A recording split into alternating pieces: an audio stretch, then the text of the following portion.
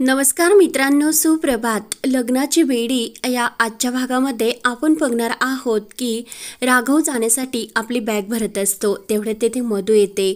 मधू राघवला म्हणत असते की राघव, मागच्या वेळेस तुम्हाला प्रॉमिस करून गेला होतात आणि चक्क लग्न करून आला, पण यावेळेस मी दिलेले प्रॉमिस तर तू मोडणार नाही ना? तर राघव म्हणतो की नाही मधू, पण मला आता विनू आणि विनायकसाठी, सावी आणि तिच्या आईला वाचवण्यासाठी जाणे खूप गरजेचे आहे. त्यामुळे मी तुला दिलेले प्रॉमिस कधीही विसरणार नाही, असे मधूचे हात आपल्या हातामध्ये घेऊन तो बोलतो आणि रागानेच तो तिथून जायला निघतो. तेव्हा राघव हा गाडीने इकडे सावी आणि सिंधूला वाचवण्यासाठी येत असतो. तर इकडे राजश्री ही काकूला म्हणत असते की काकू, राघव इतक्या घाईने तर निघून गेला, पण मनात अशी चुरचुर का वाटते, भीती का वाटते ते समजत नाही. तेवढ्यात मधू धावत येते आणि राजश्री काकूला विचारते की विनू दिसत नाही, तुम्ही कुठे विनूला बघितले का? राजश्री म्हणते की अगं मधू त्याच्या रूममध्ये झोपलेला असेल. मधू म्हणते की नाही मामी, मी सर्वत्र बघितले पण विनू कुठेही नाही. तेवढ्यात रेश्मा सुद्धा येते. मी टेरेसवर सुद्धा बघितले पण विनू तेथेही नाही. ऋतुजा येते. ऋतुजा सुद्धा म्हणते की मी सुद्धा विनूला सर्वत्र बघितले पण तो दिसतच नाही. काकू म्हणते मग विनायक गेला कुठे असेल? काकू म्हणते की अगं बाई मधू, एक काम कर, तू राघवला फोन कर आणि विनायक कुठे आहे असे विचार. तेव्हा लगेच मधू राघवला फोन करते आणि अरे राघव, एक प्रॉब्लेम झाला की विनायक घरात कुठेच नाही. राघव म्हणतो की तुम्ही इतके माणसं घरात असताना विनायकवर लक्ष ठेवता येत नाही का? विनायक गेलाच कुठे? म्हणून राघवला सुद्धा खूप टेन्शन येते. फोनवर बोलत असताना राघवचे लक्ष आरशामध्ये जाते, कारण विनायक मागं गाडीतच बसलेला असतो आणि तो डोकावत असतो. राघव म्हणतो की मधू, मी तुला नंतर कॉल बॅक करतो. मधू म्हणते की अरे काय झाले? तेव्हा राघव म्हणतो की मी तुला सांगितले ना कॉल बॅक करतो. तर राघव फोन ठेवतो आणि लगेच विनायकला म्हणतो की विनायक, अरे असं चोरून गाडीतून का आलास तू? तुला यायचे होतेस तर तुम्हाला म्हणायचे ना? राघव म्हणतो की नाही, मला सावी आणि डॉक्टर आंटीची खूप काळजी वाटली म्हणून मी असा गुपचूप आलो.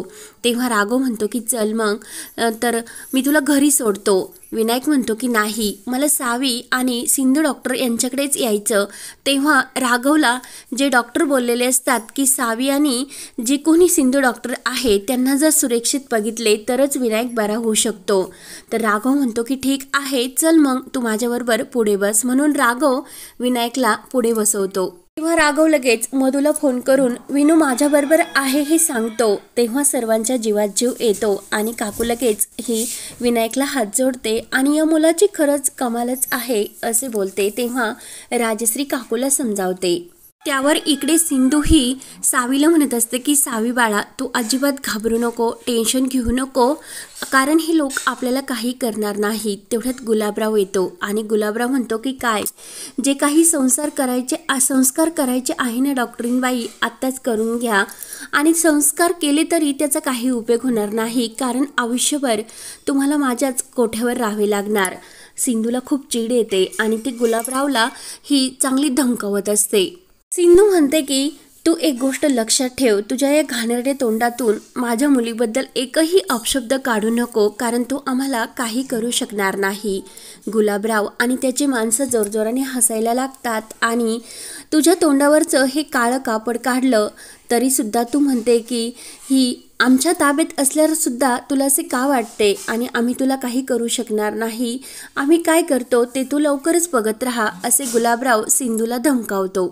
त्यानंतर गुलाबराव आपल्या माणसाला सिंधूला एक बेशुद्ध पडण्याचे इंजेक्शन देण्यासाठी सांगतो. तर तो माणूस इंजेक्शन द्यायला लागतो तर सिंधू जोरात त्याला लाथेने उडवते. गुलाबराव म्हणत असतो की काय, तुझा अजूनसुद्धा माज उतरत नाही, पण तुझा माज उतरायला मला थोडासा सुद्धा वेळ लागणार नाही. शेवटी तुला माझ्या कोठ्यावर मी नाचवेलच आणि तुझ्या मुलीला मी तेथेच विकेल.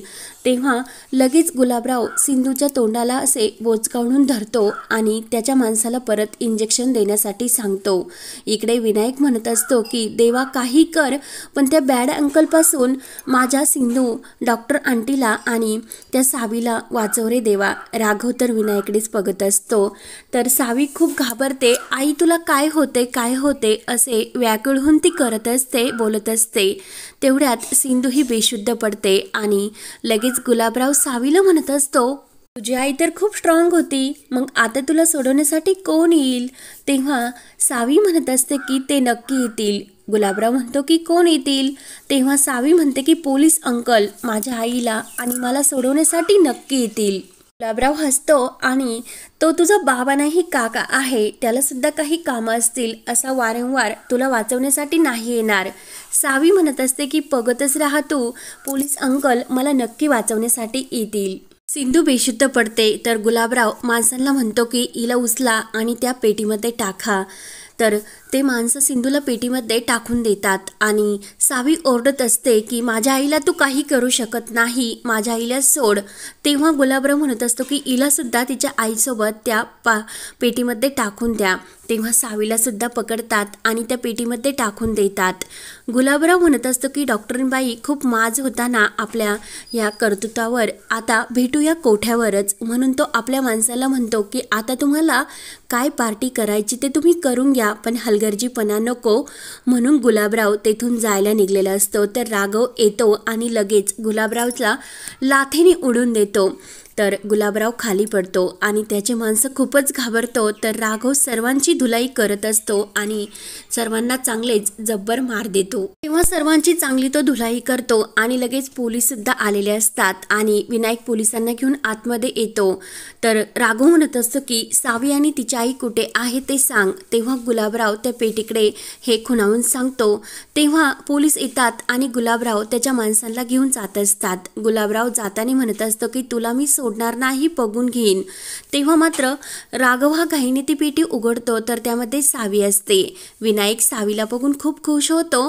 तर राघव विचारतो की सावी तुझी आई कुठे आहे? तेव्हा सावी म्हणत असते की त्या पेटीमध्ये. तर राघव ती पेटी उचकण्यासाठी जातो. तेव्हा सिंधूच्या तोंडावर काळे कापड टाकलेले असते. राघव सिंधूला उचलतो आणि खाली ठेवतो. तिच्या तोंडावरील ते काळे कापड काढतो. तर राघवला खूप मोठा धक्का बसतो, कारण ती दुसरी तिसरी कोणी नसून आपली सिंधू असते. तर राघवला सिंधू जिवंत आहे हे समजते आणि हा भाग येथे संपतो. पुढील भागामध्ये राघव हा तेथून विनायकच्या हाताला धरतो आणि रागाने जायला निघलेला असतो. कारण त्याला वाटत असते की सिंधू इतक्या दिवस ही एकटी राहत होती आणि तिने कॉलसुद्धा केला नाही. तर लगेच सिंधू म्हणत असते की जर राघवने मला वळून एकदा तरी बघितले नाही तर राघवच्या आयुष्यात मला कोणतीही जागा नाही, असे ती मनात म्हणत असते. सावी म्हणत असते की पोलीस अंकल तुम्ही का चाललात? तेव्हा मात्र लगेच राघव हा मागे वळून सुद्धा बघत नाही. सिंधूला खूप वाईट वाटते आणि ती म्हणत असते की राघवने मला बघितले सुद्धा नाही, म्हणजे त्यांच्या आयुष्यात आता मला कोणतीही जागा राहिलेली नाही आणि महत्त्व सुद्धा नाही. तेव्हा आता पुढे काय काय होत राहणार हे पाहण्यासाठी आपल्या चॅनलला नक्की सबस्क्राईब करत रहा. धन्यवाद.